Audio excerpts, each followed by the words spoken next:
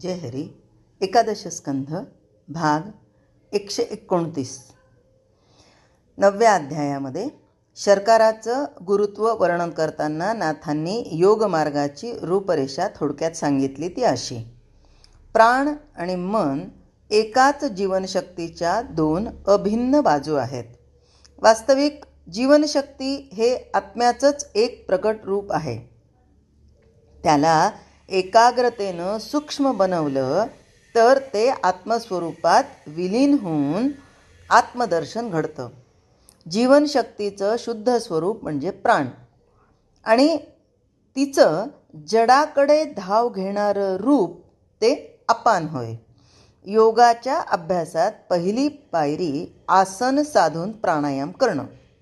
M आणि नियम सगळ्या मार्गांना सारखेच लागू आहेत.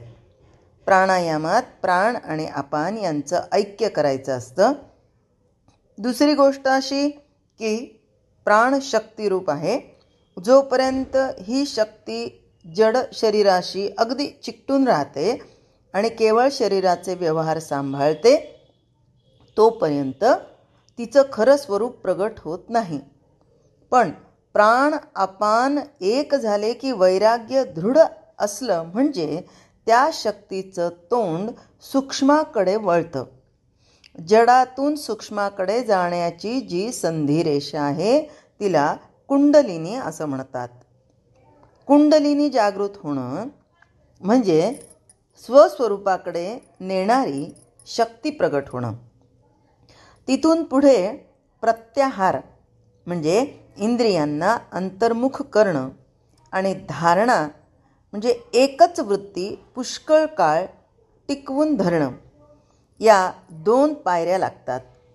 हा अभ्यास चालू असताना प्राणशक्ती ऊर्ध्व होते आणि भूचक्रामध्ये तिथपर्यंत येते. तिथपर्यंत ती आली म्हणजे योगी ध्यानस्थितीवर आरूढ होतो. धारणेमध्ये एक वृत्ती ठेवण्यास बळ लागतं तर ध्यानामध्ये ती विनायास टिकते. ध्यानाचा अभ्यास परिपक्व झाला म्हणजे प्राण अत्यंत शुद्ध होऊन मेंदूमध्ये गोळा होतो. तिथे मी ब्रह्म आहे हा साक्षात्कार होऊन मेंदूमधील अमृतस्त्राव अनुभवास येतो. तिथेच अनुहताचा ध्वनी ऐकू येतो. सत्व रज तम तिन्ही सपाट होऊन योगी समाधीमध्ये प्रवेश करतो. प्रथम ही समाधी काही काळच टिकते, परंतु कालांतरानं अंगवळणी पडून स्वाभाविक बनते. या सगळ्यांचं मूळ मनाच्या एकाग्रतेमध्ये आहे असं नाथ महाराज इथं निश्चयानं सांगतात. इतका लाभ करून देणारी एकाग्रता कशी असते हे शर्कराकडे पाहून शिकावं असं त्यांनी सांगितलं. नाथ महाराज म्हणतात, माणसाला एकाग्रता साधली तर फार मोठा लाभ होतो. एकाग्रता शिकण्यासाठी अवधूतानं एका बाण करणाऱ्या मनुष्याला गुरु केलं. एकाग्रता साधली तर योगाचा अभ्यास सोपा होतो. वैराग्याशिवायच अभ्यास सुरू केला तर विषयरूप दांडगे चोर उठतात. काम दरवडा घालतो आणि मुद्दल आत्मज्ञान नाहीसं होतं. म्हणून विवेकरूप दिव्यानं अज्ञानाचा अंधार आधी नाहीसा करावा आणि महामुद्रा अभ्यासून वैराग्याचंही पूर्ण बळ संपादावं. महामुद्रा म्हणजे जननेंद्रिय आणि गुदा यांच्यामधील शिवणीला डाव्या पायाची टाच दाबून उजवा पाया जमिनीवर ताठ पसरवावा.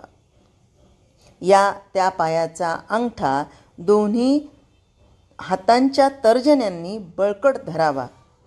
पुढे कंठाच्या ठिकाणी जालंधर बंद करून वायूला सुषुम्नेत न्यावं. असं केल्यानं कुंडलिनी जागृत होते. सुषुम्नेत प्राणाचा प्रवेश होतो. हलके हलके असं रेचक करावा. याला महामुद्रा म्हणतात. प्राणाची आणि अपानाची फार दिवस चुकामुक झालेली होती. अभ्यासाच्या बळानं दोहोंची भेट करून द्यावी. भेट झाल्याबरोबर दोहोंची एकमेकास मिठी पडते अशा प्रकारे आसनावर दृढ बसून प्राण आपानांचं ऐक्य करून सोडलं म्हणजे ब्रह्मस्थानामध्ये घुसण्याकरता सुषुम्ना मोकळी होते. मग ब्रह्मगिरीच्या कड्याला शमदमानं वेढा घालून प्रत्याहाराचं म्हणजे इंद्रियांना अंतर्मुख करण्यासाठी युद्ध सुरू करावं. सुषुम्नेच्या मार्गातून प्राण जोरानं पुढं जात असता षटचक्रांचे बुरुज आड येतात. तिथे मनाच्या एकाग्रतेचा हल्ला करून तसंच कुंडलिनीच्या तोफांचा मारा करून ते बुरुज फोडून टाकावे. शूर प्राणांनी वैराग्याची चिलखतं अंगात घालून आणि एकाग्रतेच्या बळाचा वापर करून ध्यानरूपी तलवार हातात घ्यावी. ही तलवार हातात चमकू लागली की तिच्या पुढे येऊन उभा राहणारा प्रत्येक संशय ती छेदून टाकते, छाटून टाकते, अक्षरशः संपवते. रात्रंदिवस सावध असणारे प्राण आळसाला रसातळाला पोहोचवतात. म्हणजे आळस हा राहतच नाही आणि निद्रेला दासी करून सोडतात. आता इथे जर थोडक्यात उदाहरण घ्यायचं तर गोपिका, कारण कृष्णविरहानंतर गोपिकांच्या डोळ्याला डोळा लागला नव्हता आणि हे सगळं त्या तपस्विनीच करू शकतात. म्हणजेच निद्रेला दासी करून सोडतात. तिथे महाभयंकर युद्ध होतं. काम क्रोधाधिक जबरदस्त शत्रू ध्यानाच्या तलवारीला बळी पडतात. म्हणजे जो ध्यान करतोय ना त्या ध्यान करणाऱ्याच्या म्हणजे ध्यानाच्या तलवारीला बळी पडतात. त्या दुःखानं अहंता आणि ममता अतिविवळ होऊन अगदी मरणाच्या दारी बसतात. म्हणजे त्यांना माहिती असतं कुणाला अहंतेला आणि ममतेला की आता आपलं मरणच ओढवलेलं आहे. योगरूपी किल्ल्यातील ही बातमी ऐकून योग्याच्या मनाला अधिकच स्फुरण चढतं. बघा ना, आपलं मनच आहे ना जे की प्रत्येक गोष्टीमध्ये कधी उत्साह निर्माण करतं तर कधी नैराश्य निर्माण करतं. आणि मग जेव्हा मनाला अधिकच स्फुरण चढतं त्यानं पुढील मार्ग पाहिला तर त्यात मोठं बिकट संकट दिसतं. कशाचं? वासनांचे घाट असतात, विधिवादाची कठीण वाट असते. परंतु योगी हा मोठ्या धीरानं हळूहळू चढून जाऊन तो सारा घाट सपाट करून टाकतो. आता हे सगळं कशाचं काम चालू आहे? मनाचं काम सुरू आहे. आणि या ज्या योगाच्या क्रिया आहेत त्या योगाच्या क्रिया करण्यासाठीही सगळ्यात महत्त्वाचं काय आहे तर मनाची एकाग्रता. आणि त्याच्याचमुळे तर आपण या शर्कराला गुरु करतोय ना. आता पुढे सांगतात की पुढे रजतमाचा खंदक लागतो. म्हणजे रजोगुण आणि तमोगुण हे एकत्र आल्यानंतर एक विध्वंसक कार्य होतं. नाही तर कामक्रोधाधिक हे षड्रिपू उफाळून येणारं कार्य होतं. आणि म्हणून मग ते काय होतं, ते फार खोल असल्यानं त्यामध्ये निवृत्तीचे दगड घालून सत्वानं तो पूर्णपणे बुजवावा लागतो. जिथे कुठे रजत आणि तम हे उफाळून आले तिथे सत्वगुणाला आपण असं ढकलून द्यायचं पुढे.